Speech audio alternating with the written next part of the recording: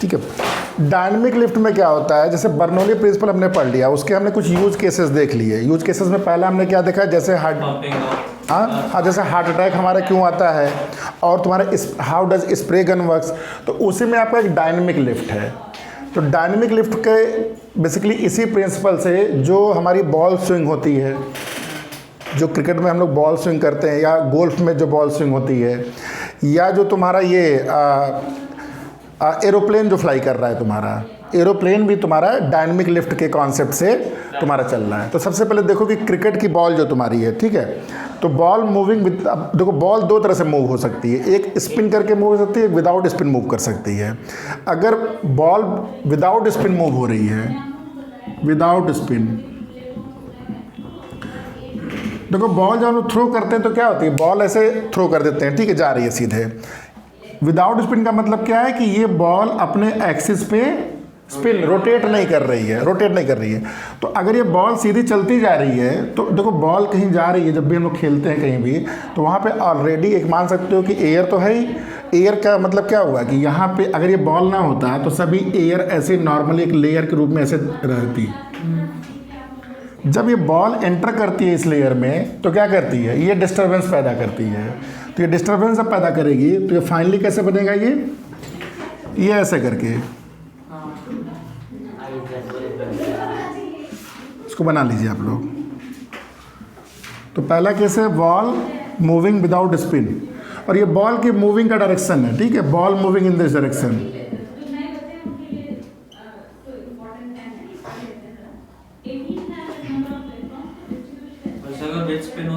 बता रहा हूँ। विदाउट स्पिन में क्या हो रहा है कि ये बॉल सीधे चलते जा रही है, और एयर कॉलम किधर मूव कर रहा है, इसमें ये आपका एयर फ्लो हो रहा है एक तरह समझो। जब बॉल आगे जा रही है तो एयर की कॉलम ये पीछे जा रही है। यहाँ पे चूंकि स्पिन नहीं है, तो जो भी एयर की वेलोसिटी ऊपर है वही एयर की वेलोसिटी आपकी नीचे है। जो भी एयर की वेलोसिटी इस बॉल के ऊपर है वही एयर की वेलोसिटी नीचे है। क्लियर है? तो अगर एयर की वेलोसिटी सेम है तो P plus half rho v square, जो हमारा बर्नौली का थ्योरम है, इसमें अगर वेलोसिटी मान लो 2 पॉइंट की बात किया जाए, पॉइंट नंबर 1, पॉइंट नंबर 2, तो दोनों पॉइंट पे वेलोसिटी सेम है फ्लूइड की, तो प्रेशर तुम्हारे दोनों तरफ क्या है, इसका मतलब दोनों तरफ प्रेशर सेम है। तो अगर दोनों तरफ प्रेशर सेम है तो इस बॉल के मूवमेंट में कोई भी डिविएशन नहीं होगा, ये बॉल चुपचाप अपनी सीधे सीधे चलती जाएगी। तो जो नॉर्मल बॉलर होते हैं जिनको स्विंग ज़्यादा नहीं पता है, वो अपना इसी तरह की बॉलिंग करते हैं। क्लियर हो गया? तो ये विदाउट स्पिन केस हो गया। अब लिख लो next case, ball moving in a with spin. अब देखो विद स्पिन में क्या होता है,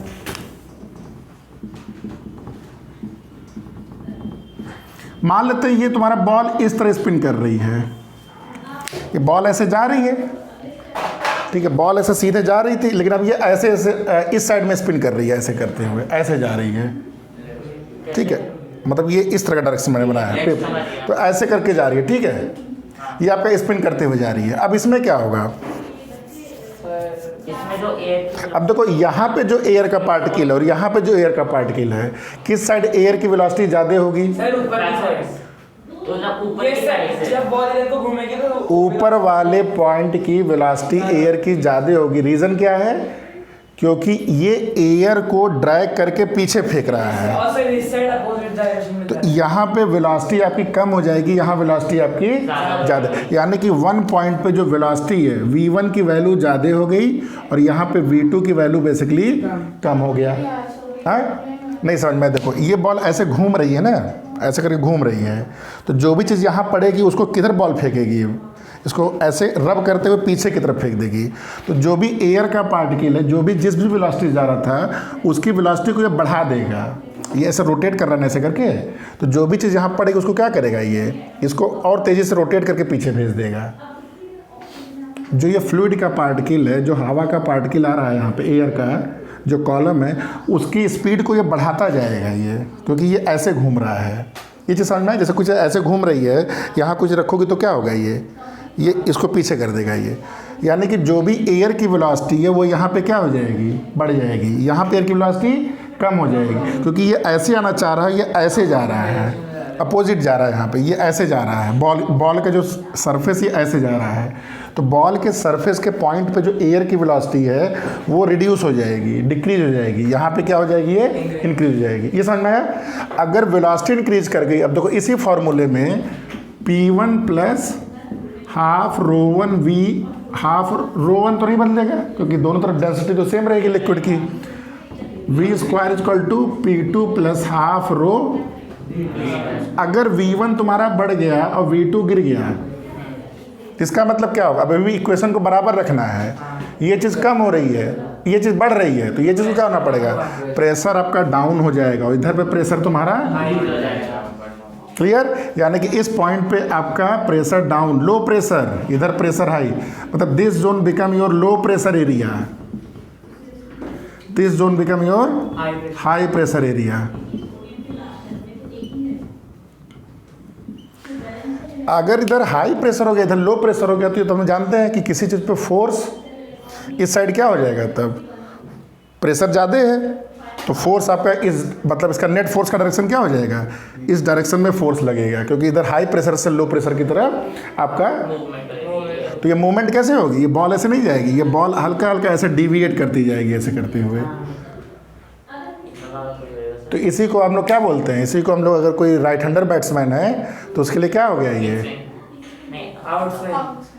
बोलिए क्रिकेटर जी, इसको क्या बोलेंगे हम लोग? इसको हम लोग आउट स्विंग बोलेंगे, ठीक है।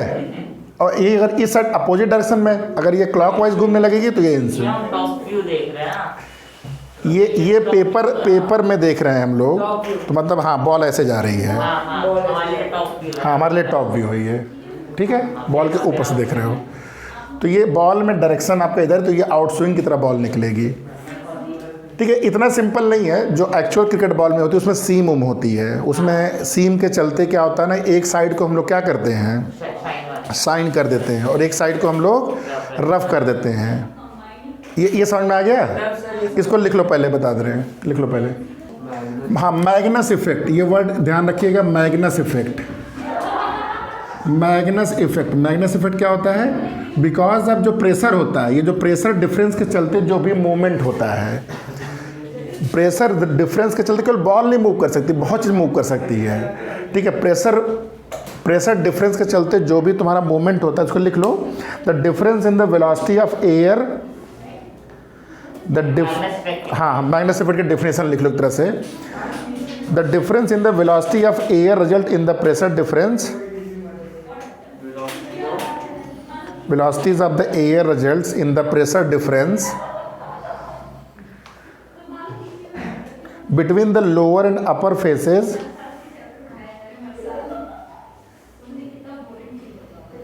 and there is a between the lower and upper phases and there is a net upward force on the ball,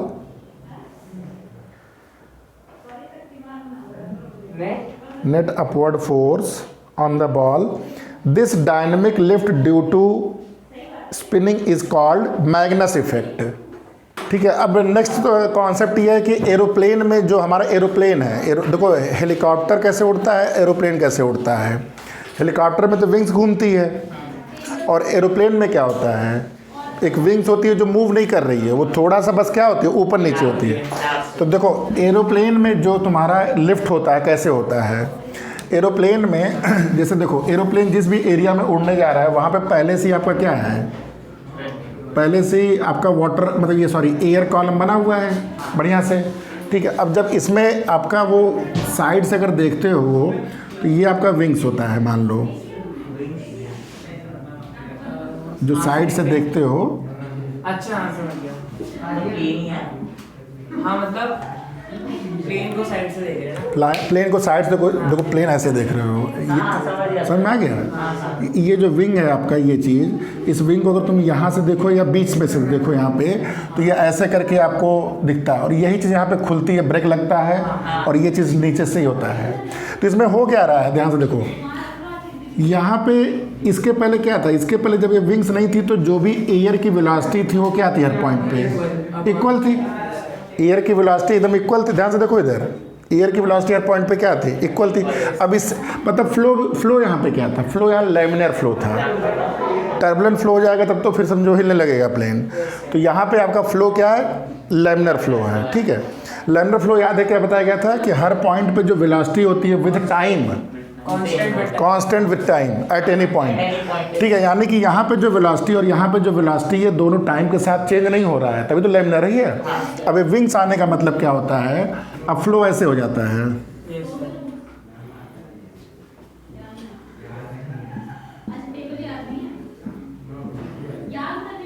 ठीक है।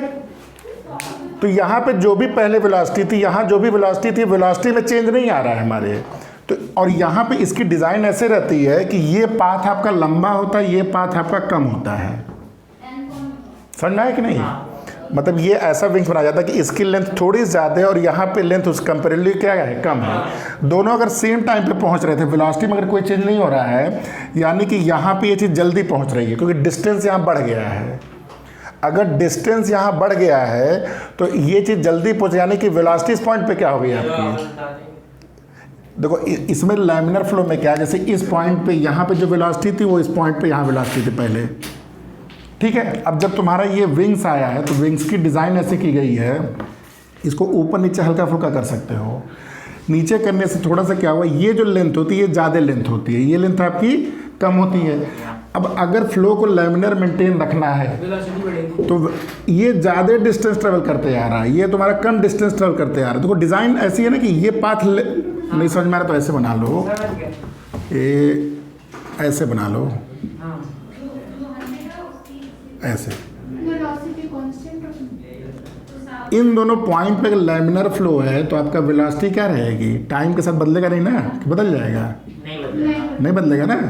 तो यानी कि इन दोनों पॉइंट पे अगर वेलोसिटी मतलब सेम टाइम पे वेलोसिटी सेम, यानी कि इस पाथ से एयर को जल्दी यहाँ पहुँचना पड़ेगा तुम्हारा, तो ये इस पार्ट में कल बढ़ेगी वेलोसिटी, इतने पार्ट में फ्लो अभी भी क्या रहेगा, लैमिनर रहेगा। यानी कि इतने पार्ट में यहाँ पे वेलोसिटी आपकी क्या हो रही है, बढ़ रही है, यहाँ पे वेलोसिटी आपकी कम हो रही है। तो वेलोसिटी फिर आ जाओ उसी से P + ½ ρv²। अगर वेलोसिटी यहाँ पे बढ़ गई तो यहाँ पे प्रेशर क्या हो गया, कम हो गया, यानी कि प्रेशर यहाँ पे डाउन हो गया और यहाँ पे प्रेशर आप नहीं, प्रेशर हाँ यहाँ पे प्रेशर कम हो गया और यहाँ पे प्रेशर ज़्यादा।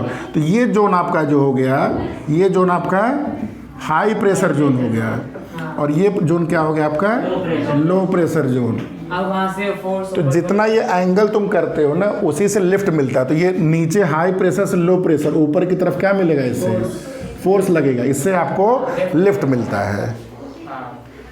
इसी चीज़ को और वर्टिकल कर दोगे, और वर्टिकल कर दोगे तो और ज़्यादा लिफ्ट मिलता है, क्योंकि ये और लंबा पाथ हो जाता है, ये तुरंत आ जाता है ये, वो वेलोसिटी और बढ़ेगी, फिर प्रेशर भी और बढ़ेगा, ठीक है। तो जितना लिफ्ट मिलता जाएगा उतना आसानी है।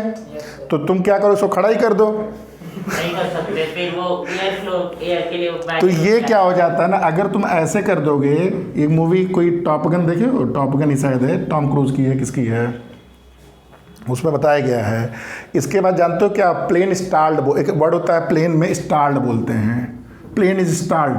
प्लेन इज स्टाल्ड मतलब कि ये जब तुम और वर्टिकल करते जाते हो ना तो ये फ्लो तो लैमिनर बनाने के लिए जानते हो क्या करता है, ये ऐसे करके बनाने लगता है।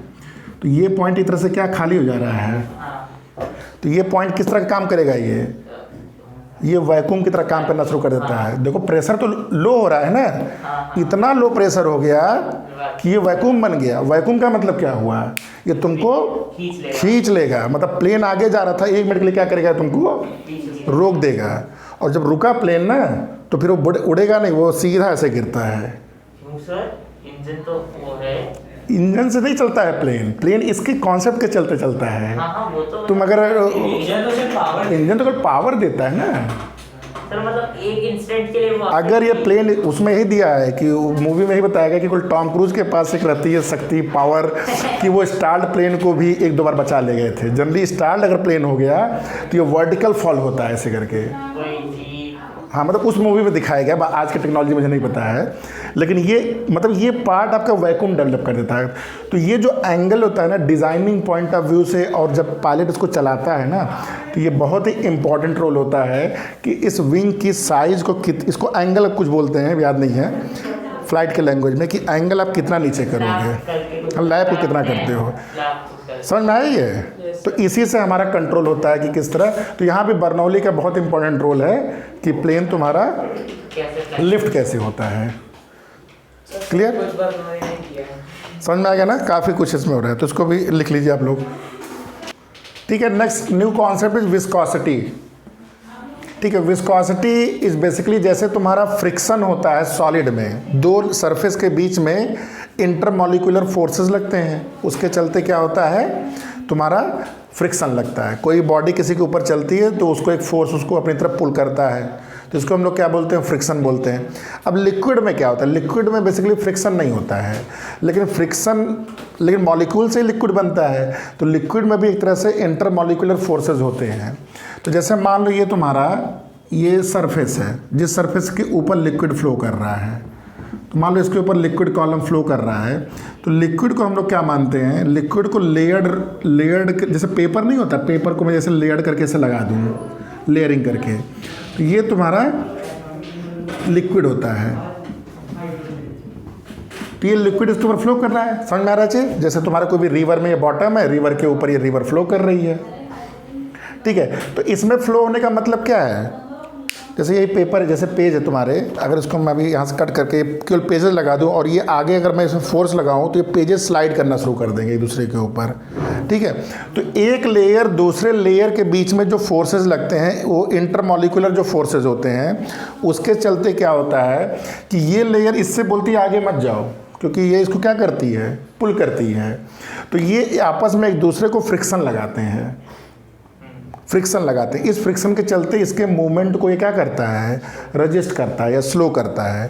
तो basically friction in a liquid surface या between two liquid surface is known as viscosity, इसको विस्कोसिटी बोलते हैं। और फ्रिक्शन बिटवीन, देखो फ्रिक्शन तुम्हारा बेसिकली, फ्रिक्शन जो वर्ड है सॉलिड के लिए आता है, लेकिन अगर लिक्विड सरफेस के बीच में फ्रिक्शन है, और friction is nothing but intermolecular forces, तो अगर मैं फ्रिक्शन ना वर्ड यूज़ करके बोलूँ, इंटरमॉलिक्यूलर फोर्सेस बिटवीन सॉलिड जब होता है तो उसको फ्रिक्शन बोलते हैं, और इंटरमॉलिक्यूलर फोर्सेस जब हम बात करते हैं दो लिक्विड सरफेस के बीच में, तो हाँ लेयर में, तो यहाँ पे क्या बोलते हैं, इसको हम लोग विस्कोसिटी बोलते हैं। क्लियर हुआ। विस्कोसिटी जब होती है तो मतलब विस्कोसिटी टर्म किसके लिए आएगा हमेशा आज के बाद, केवल फ्लूइड्स के लिए नहीं, केवल आपका लिक्विड के लिए, नहीं गैसेस भी होगा, ठीक है, नहीं बोल मतलब ये फ्लूइड के लिए आएगा तुम्हारा। तो अगर गैस इसके ऊपर फ्लो कर रही है, जैसे कोई गैस तुमने रिलीज किया है, तो वो भी तुम्हारे तरह से लेयर्ड रूप में मान सकते हो। तो कोई भी फ्लूइड की प्रॉपर्टी हो गई तुम्हारी विस्कोसिटी, तो विस्कोसिटी तरह से फ्रिक्शन हो गया। ठीक है, इसका डेफिनेशन है कहीं, ठीक है, इसका डेफिनेशन कहीं ऐसा नहीं लिखा है, बस यही तुम्हारा विस्कोसिटी क्या हो गया कि friction between two liquid surface या two fluid surface is known as viscosity. इसको लिख लो ऐसे ही। इसमें एक चीज़ ध्यान दो, ये इसमें देखो मेन चीज़ क्या है कि ये सरफेस इसके ऊपर स्लिप करते हुए चल रहा है। तो कोई चीज़ हमने पढ़ा था, 3 तरह का जो स्ट्रेस पढ़ा था हमने, अगर कोई चीज़ टेंजेंशियल फोर्स से आगे बढ़ रही है तो इसको हम लोग कौन सा स्ट्रेस बोले थे, इसको इसको शियरिंग स्ट्रेस बोला गया था।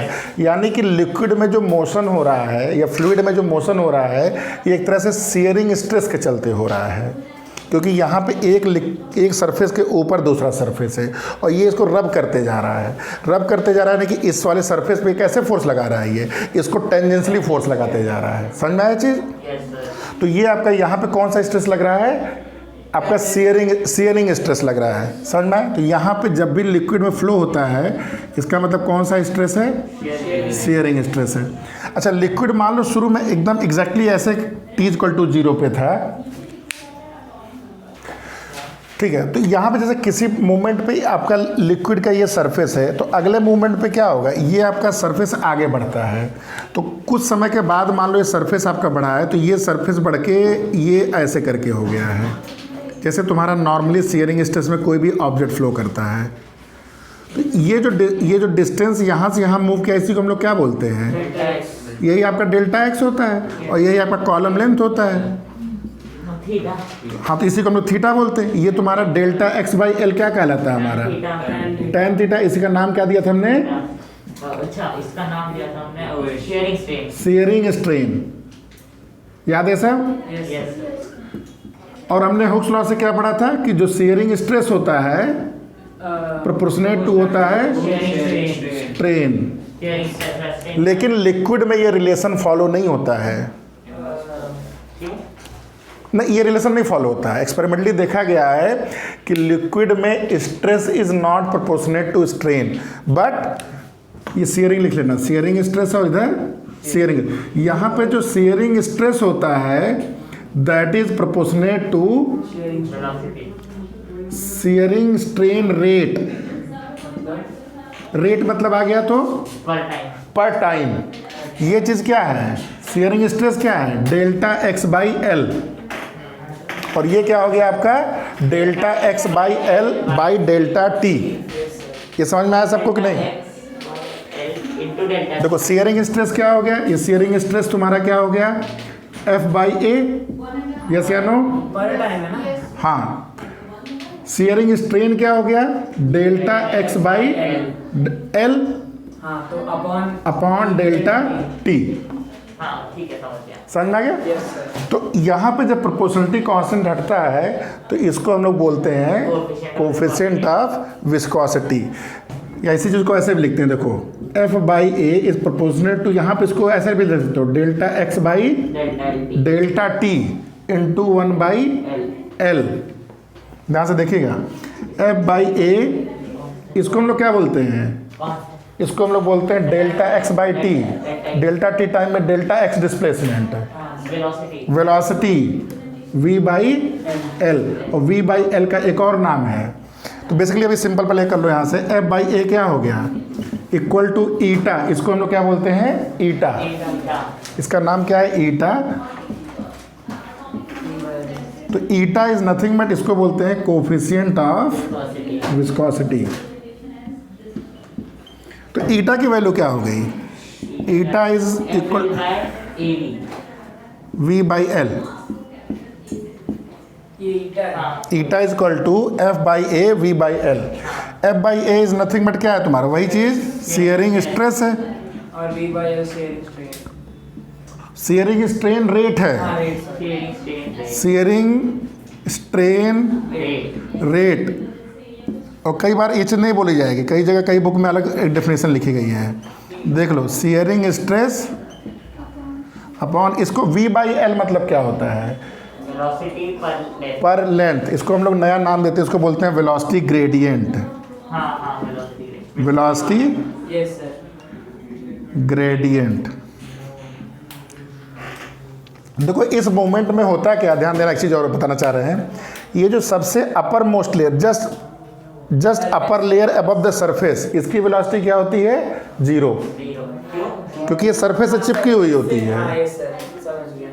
अच्छा, एकदम, हाँ हमेशा बहुत ही ठीक है, बहुत ही। तो ये क्या बता रहा है? वेलोसिटी ग्रेडियंट का मतलब क्या है? v by L.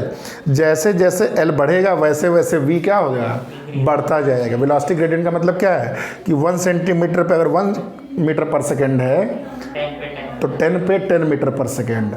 तो ऊपर जैसे जा रहे हो तुम्हारी वेलोसिटी इसकी बढ़ती जा रही है। वेलोसिटी ग्रेडियंट का ही मतलब है कि वेलोसिटी आपकी डिस्टेंस के हिसाब से पर यूनिट लेंथ, वो भी लेंथ किस डायरेक्शन में? वर्टिकल डायरेक्शन में, परपेंडिकुलर डायरेक्शन में।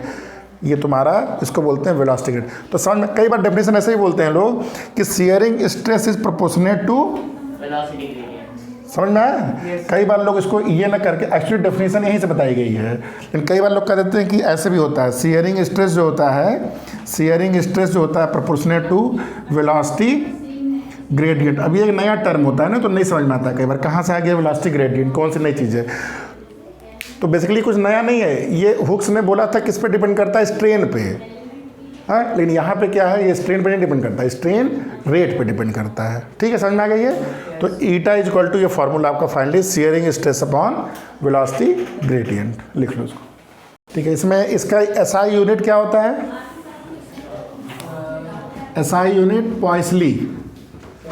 POISEIULLE,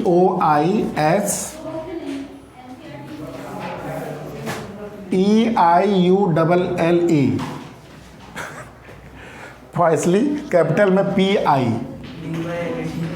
ठीक है, तो जो ईटा है, जो कोफिशिएंट ऑफ विस्कोसिटी का जो यूनिट आएगा, वहाँ पे तो पास्कल आता था,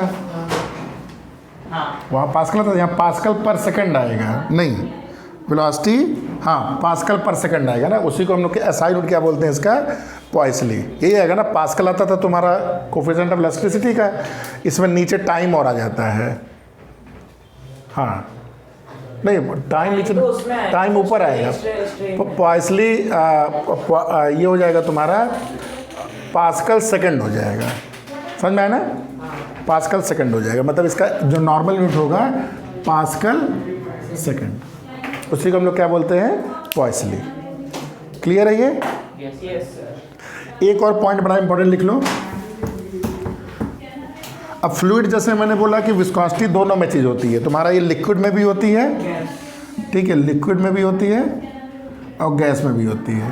तो अगर टेम्परेचर को तुम क्या करोगे, अगर टेम्परेचर को तुम इंक्रीज करते हो,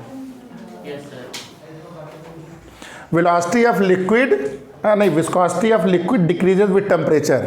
अगर टेम्परेचर गिराओगे तो इसकी विस्कोसिटी लिक्विड की गिरेगी और गैस की बढ़ेगी।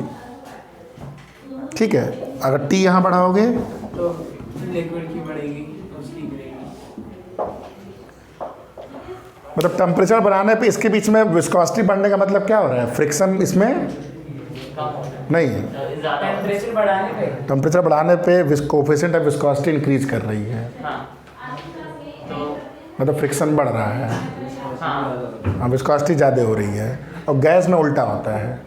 तो कई बार इसी पे क्वेश्चन आ जाता है। ठीक है, viscosity of liquid decreases with temperature while it increases in case of gases. तो ये टेबल आप लोग बना लीजिए। ठीक है।